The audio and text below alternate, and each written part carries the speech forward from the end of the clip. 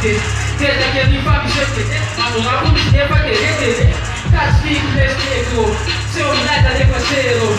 Satidata bubaga, que tu tá na tuba, tuba, que ele vai, mano lá, pera, ni mano, pera, pera.